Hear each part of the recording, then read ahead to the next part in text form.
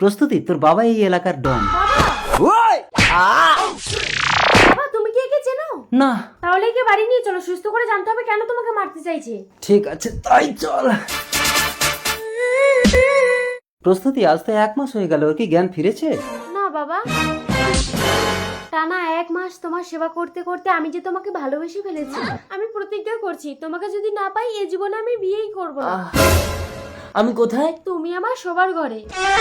আমি তোমাকে ভালোবেসে ফেলেছি, তুমি কি আমার প্রেম প্রস্তাবে রাজি? না, আমি বিবাহিত। তোমার বাবা আমার বউকে তুলে এনে আটকে রেখেছে। আমি খুঁজে দেবো তোমার বউকে। চলো আমার বাবার পুরানো গোডাউনে গিয়ে দেখি। চলো। চলো। তুমি আমার গোডাউন থেকে চলে যাও মৌলি। আমার স্বামী আমাকে ভীষণ ভালোবাসতো, তবুও আমি তোমার সাথে পালিয়ে এসেছি। শুধু তোমার টাকা আছে বলে তাই, কারণ আমি জানতাম আমার ভিখারি স্বামী কখনো আমার স্বপ্ন পূরণ করতে পারবে না। বাহ মৌলি বাহ, আমিও আপনাকে ভুল বুঝেছিলাম, ক্ষমা করে দেবেন আমাকে।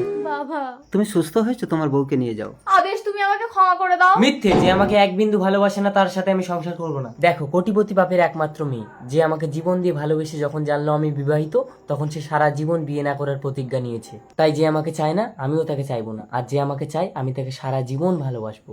সরে যাও, আমি খারাপ, এই পৃথিবীতে আমার কোনো জায়গা নেই। আদেশ, ওকে থামাও, গোডাউনের ছাদ থেকে লাফ কেটে মরবে। বিধির বিধান কেউ খণ্ডাতে পারে না, ওকে মরতে দাও প্রস্তুতি।